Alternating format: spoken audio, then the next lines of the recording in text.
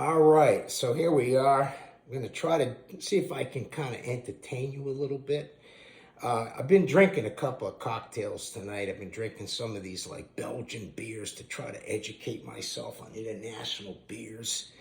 I'm looking for some things that have a little bit of the higher alcohol content. You know, something a little more than the shit that we drink here in the States, which is like 4%. 4%. 4% alcohol. Where are you going with that? What are you doing? All right? You get this nice Belgian beer, this Duval. It's a triple hop Citra. And it's a Belgian IPA. I don't know, is that like a freaking stock or something? I'm all excited about this. 9.5% alcohol content. Okay? Now, you have one of these, you're going to feel it. You know what I'm saying? You're not going to be as bloated because the other beer, you're going to have to drink 3 times as much to get the same buzz. And, you know, at the end, you're going to be pretty heavy over here. You can't drink all this stuff. You got to slow down. Okay? So what I'm doing is economics. All right? I'm going to get the buzz without the bloat. You know what I mean? I'm going to get the buzz without the bloat. I don't want to have 3 beers in me and have the same feeling that I can have with one. I mean, do the math. You don't have to really concentrate that hard. I mean, you know, 3 times? I'm telling you, I'm going for the higher alcohol. Now, if you have 4 or 5 of these, now you're going to have a little bit of an issue. All right, the next day when you wake up, my Nedge, it's going to be tough. You're going to have to take some stuff. And, yeah, what are the beeping? What's the beeping about over here? What do I got open over here? I got something open? All right, hold on. I'm going to hit the button. Okay, I figured it out. It was where I got the beer. You know, the refrigerator was beeping. I took care of it, though. All right, so we can get back to the conversation, okay? So this is a nice Belgian beer, and, you know, one's going to do the trick. So as I'm drinking this, let me get back to why I kind of made this little video here. Everybody's been asking me, tell me some stories. You've been in Las Vegas for like 45 years. You got to have some stories. Well, yeah, I got a lot of stories. I mean, I don't want to use names in some of them, but, you know, I can kind of make it up. I can kind of like give you a little gist of what happened. But I think a lot of people know when I came to Las Vegas, okay, I ended up working for a local gaming sports tabloid called Sports Forum. All right, and I was with a guy who was from Philadelphia. His name was Chuck DeRocco. I worked with this guy for about 8 years. And, you know, got to know the territory, got to do the things that he was doing. We had the newspaper going on. And eventually we got involved. After about a year I was there, we got involved with horse racing. And we were bringing in, you know, live televised horse racing, which was revolutionary because it's never been done before. And all this, you know, stuff was really kicking off. This was like 1980, so it was like incredible. Vegas before that it was bookmaking. I mean, you walked in the joint, you made a bet, they took your bet, it was you against the house. Man, where are you going with that? You know what I'm saying? At the end of the day, they're either going to hate you or they're going to like you. I mean, but you don't like you, you're going to lose every frickin' dime. Then they like you. If you win, they don't like you. So, you know, you got to think about that. There's not a lot to gain out of this in the bookmaking situation. Now, they can make a lot more money if they beat the shit out of you. But what's the path of least resistance? It's pari-mutuel racing.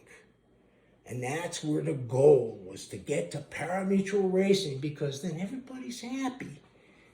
You know, the race books are happy, the players are happy, the racetracks are happy, everybody's happy. And that's what you want to get to. You want to get to that level, okay, where it's just total happiness. All right? People are betting, you're making a cut on the play, and the racetrack's making a cut on the play, and I'm making a cut on the play because I'm the disseminator and I'm collecting what's your little piece of your action. I want you to be happy. The more you're happy, the more I make. Keep betting. I'm in favor of that. So this is the kind of thing that was going on. And with the television, I'm going to give you a little story. I'll give you a little story of television that I had, well, a long time ago when we brought in live racing from Northern California. Well, the name of the track was Golden Gate Fields, and it's located around the San Francisco Bay Area, around that area, okay? So what I had to do is I had to set this track up so that we could take the signal, the TV signal, right from the track, pop it up to the satellite, drop it down in Vegas, and decode it and get it in the casinos for them to bet on.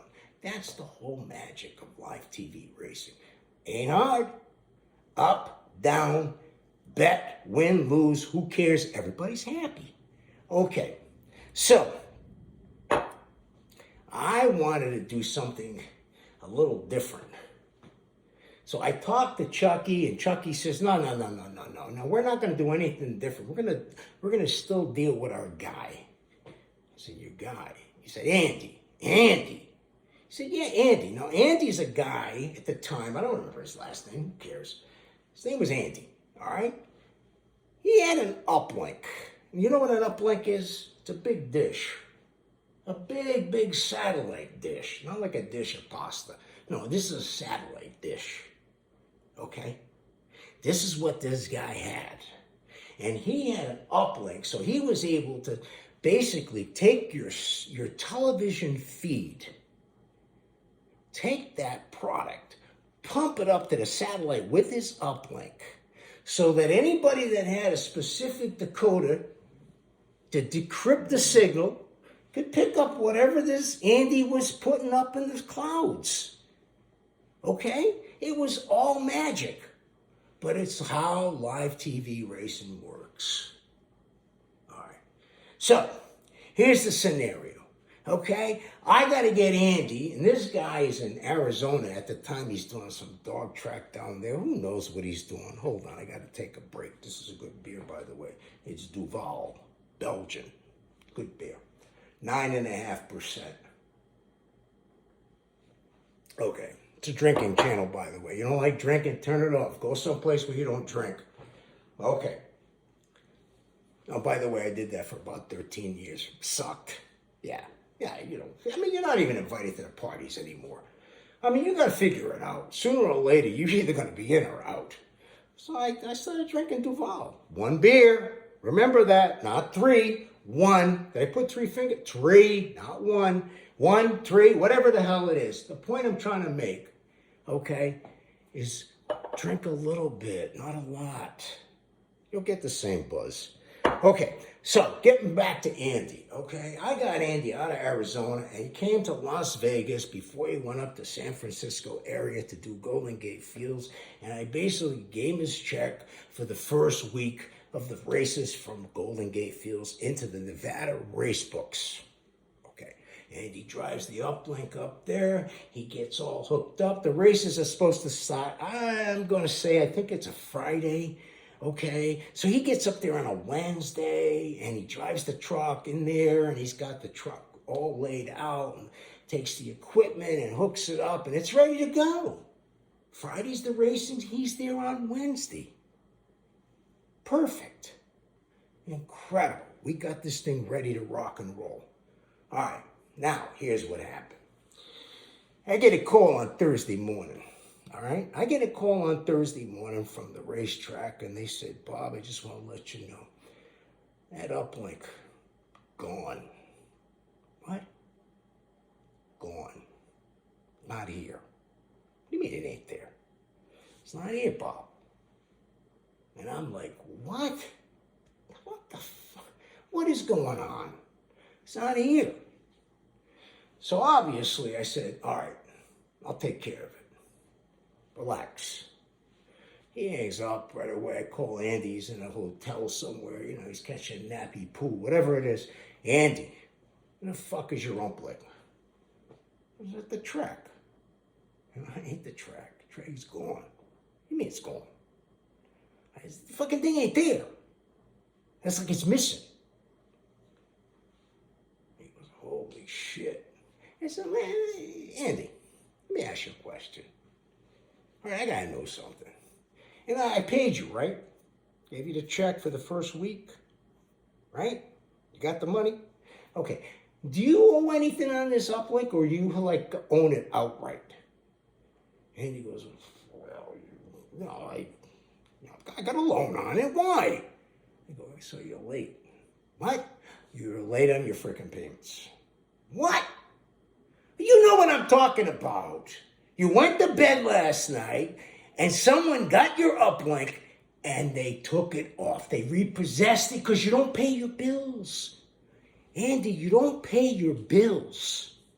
Gabish. You don't pay bills, eventually they come take it. You lost it. So now Andy's all pissed off. I said, look, no problem.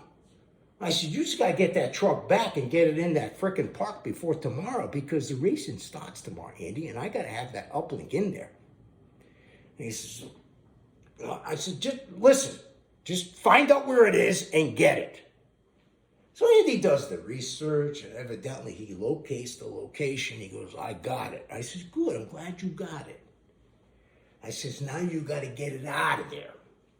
So how am I going to do that? I said, well, number one, I said, you got to pay for it. He goes, I said, Andy, either that or you're going to go get the truck and drive it out. He said, but the gate is locked. It's like after 5 o'clock. I said, Andy, hop the fence, get the truck, drive it out.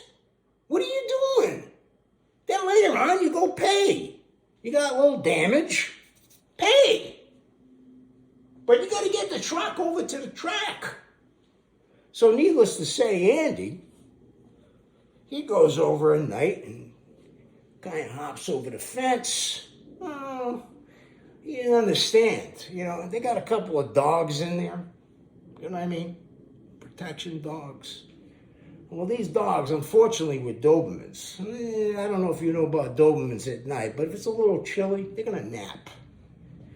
German Shepherds, they love the cold. They're up there like, come on, we'll get you right away. Dobermans are like, we'll get you when we're ready. Because right now we're like napping. It's a little too chilly. So Andy goes over the fence, takes about 6 or 8 steps. Next thing he knows, they're up. They're up. And they're prancing around, and next thing you know, there's 2 big dobies looking at Andy. Andy's looking at the dobies. He's a little fucking, he don't know what to do. Well, you know what? His instinct said, turn the frick around and get back over the fence. Well, he does. But the dobies, they hit him. They hit him right in his butt. And they kind of tore a little bit back there. You know what I'm saying? They kind of, grabbed it there, grabbed it over there. Blood's gushing. He's got some cheeks hanging. Next thing you know, Andy's got to go to the hospital. All right. So Andy goes to the hospital, gets stitches. They sew his ass back up. He calls me up. He said, you know what the fuck happened? I go, Andy, talk to me. I mean, come on, it's Friday night, Thursday night. I said, the racing's tomorrow, Friday. You got to get this thing done. He said, Bob, I just spent 3 hours in the hospital. They got 2 frickin' vultures in there. They just ate my butt up. They tore it open. You guys owe me a fortune for this shit. I said, Andy, let's not even go down that road, okay? Let's not go down that road. Because number one, this whole fuck up is your responsibility. You're the asshole who didn't pay the monthly rent. So don't even go down the road. Because you know what? You're not barking up the right tree there, buddy. So Andy kind of backed off a little bit. And he goes, well, I says, look, you got to go back. You got to get the damn thing. He says, you got to be insane. I'm not going back there with those Dobermans. I says, no. Here's what you got to do. So now I'm kind of reaching back to my my knowledge of dogs, which, is pretty high. And I said, Andy, stop off at the market, get a couple of frozen steaks.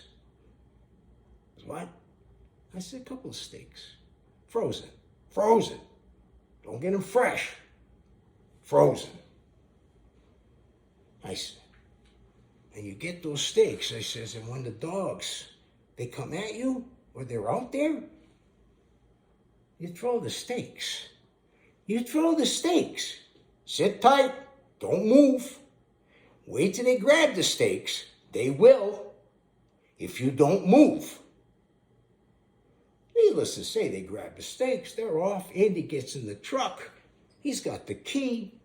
He's out, crashes through the gate. He's there at Golden Gate. Problem solved. This is what you have to do in order to kind of, weave through things. People want to know, where do you get this information? You don't get it in college. No, you get it. You get it, but you just have to, you just have to figure it out. I mean, it's like street sense, baby. I mean, at the end of the day, you're trying to get a product delivered from San Francisco into Las Vegas, and you got to do the best you can do with what you got. I had Andy, okay? I didn't have a lot, but we got it resolved. And the racing started on time, uneventful, perfect. Signing off, I'll give you another story pretty soon. Come back.